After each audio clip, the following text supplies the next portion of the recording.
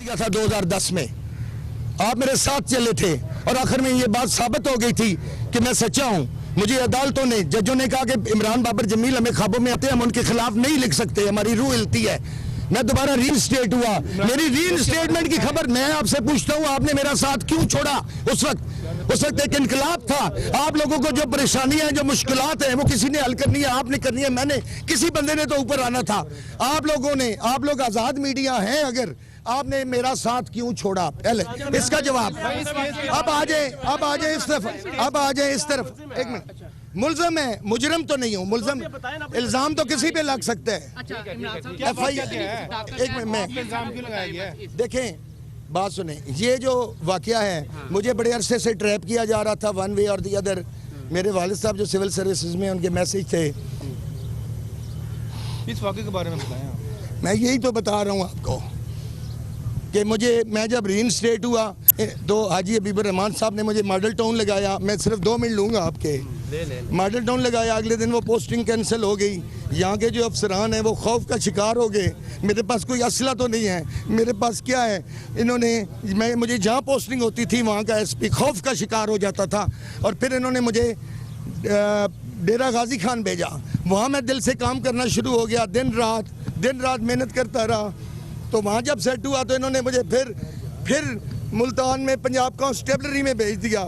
پھر انہوں نے جس جگہ بھی میری پوسٹنگ کی, ملتان کے بعد اگر میں کیس جیتا تھا تو ان کو چاہیے تھا کہ مجھے دوبارہ رنگ محل پہ لگاتے. اگر میرا موقف سچا ثابت تھا تو انہوں نے مجھے بھیجا, لیکن میں نے کورٹ میں جانا تھا. میری مسز بھی 18 گریڈ میں پڑھاتی ہیں, تو پنجاب گورنمنٹ کی پالیسی ہے کہ جہاں مسز پڑھاتی ہوں تو اس کا ہسبینڈ ادھر ہی ہوتا ہے.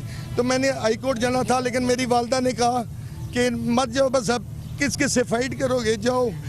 میں جو مجھے رحیمیت خان انہوں نے پنجاب کانسٹیبلری, اور وہاں جو ایک باقر حسین ہے اس کو یہ ٹاسک دیا گیا کہ اس کا ڈوزگر خراب کریں, اس کی ایکسپلینیشن مانگیں. 5 گھنٹے ملتان, 5 گھنٹے رحیمیت خان, ادھر میں جنہوں نے جنگل میں بھیجی رکھا. پھر انہوں نے مجھے راجن پور بھیجا اور کہا یہ جو چھوٹو گینگ ہے اس کے بارے میں انہوں نے کہا کہ آپ جائیں اور وہاں چوکیوں کا معائنہ کریں. اور مجھے 2 سپاہی انہوں نے دیے. میں نے کہا میں 2 سپاہیوں کے ساتھ نہیں جا سکتا. تو انہوں نے اس کا میرا چارج بنا دیا کہ انہوں نے ڈس اوبے کیا ہے.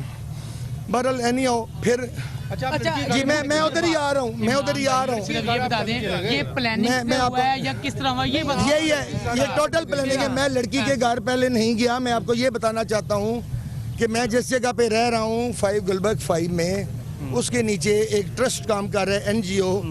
اس کا نام ہے anti corruption and anti narcotics association of Pakistan. اور اس میں انیس صاحب جو ہیں وہ اس کے ہیڈ ہیں, جو باہر کے ملک سے آئے ہیں. اور باہر کے لوگ جو ہیں وہ انہوں نے ان کو یہاں بھیجا ہے کہ جو فارن انویسٹمنٹ ہے, foreign Pakistanis do not trust your present government. They do not trust. So the present regime wants that the people all over the world should invest in Pakistan. And for that, people are reluctant investing in Pakistan because of various reasons. The first question was that why the Prime Minister and the Chief Minister, their assets are abroad. Why they are not investing here? They are Prime Minister. No. میں یہی کہہ رہا ہوں کہ اس NGO یہ ان سے پوچھے جنہوں نے لگائی ہے. عمران صاحب ہمیں صرف ایک منٹ میں آپ کو میں یہی بتا رہا ہوں کہ وہ NGO لوگوں کے کام آتی ہے. کسی کی تکلیف ہو دن رات پکڑے گئے, یہ میں یہی بتا رہا ہوں. میں واحد پولیس افسر ہوں جو بغیر گن مینوں کے پھیلتا ہوں. مجھے گن مین نہیں ضرورت. میں نے کسی سے کوئی زیادتی آج تک نہیں کی.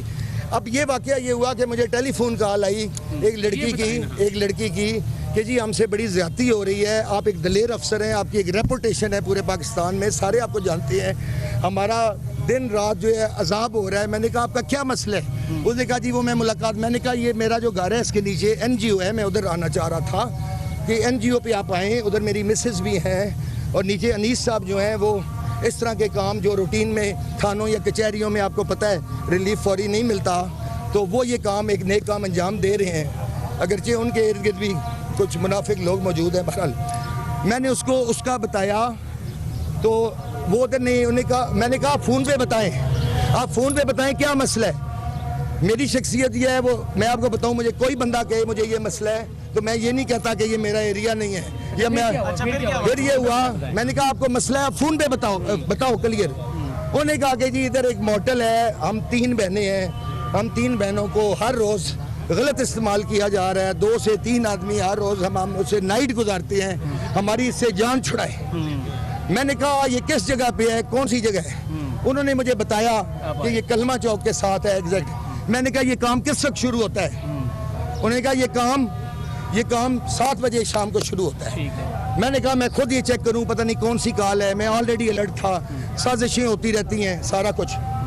میں ٹھیک 7 بجے ادھر ایک سیولین بن کے گیا اور میں نے ادھر ریسیپشن کے کہا مجھے روم چاہیے. میں نے کہا روم حاضر ہے. تھوڑی دیر طریقے سے آپ کدھر سے آئے ہیں؟ میں نے انہیں بتایا کہ جی میں کسی اور شہر سے آیا ہوں. یہ ہمارا انویسٹیگیشن کا طریقہ ہے.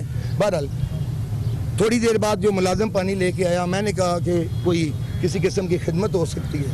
اس نے کہا جناب ہر قسم کی خدمت حاضر ہے, آپ حکم کریں. ٹھیک ہے جی. میں نے ان لڑکیوں کو بتایا ہوا تھا کہ میں آؤں گا, اور ہوا یہ کہ تھوڑی دیر بعد ادھر سے 6 سے 7 لڑکیاں اس کمرے میں سامنے آئیں. یہ بات کنفرم ہو گئی کہ ادھر 2 نمبر کام تو ہو رہا ہے. میں ان لڑکیوں کی کیونکہ شکل نہیں پہچانتا تھا, مجھے یہ نہیں پتا تھا. بہرحال میں نے انہیں یہ کہا, میں نے ویسے ہی ایک کال ملائی اور میں نے کہا بھائی میرے روم کا بندوبست ہو گیا. اچھا ہو گیا. میں نے کہا جی سوری, میں نے جہاں رہنا تھا وہاں روم کا بندوبست ہو گیا, اجازت دیں. جو چیز میں نے کنفرم کرنی تھی وہ کر کے میں اپنی گاڑی میں بیٹھا اور چلا گیا. اب اس کے بعد میں نے جو اپنی گاڑی خریدی ہے وہ گجو متا کے آگے بیریٹوں نے, میں ادھر سے رات کو آ رہا تھا, اس کا پھر فون آیا کہ جی میں بڑی تکلیف میں ہوں یہ ہے. تو میں نے کہا جی بات یہ ہے کہ اس کا جو پراپر طریقہ ہے آپ ادھر آؤ, ادھر کیوں نہیں آ رہے؟ مجھے تھوڑا سا شک ہی ہوا. جی جی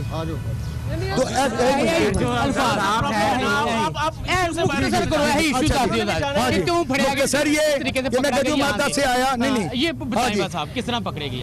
مختصر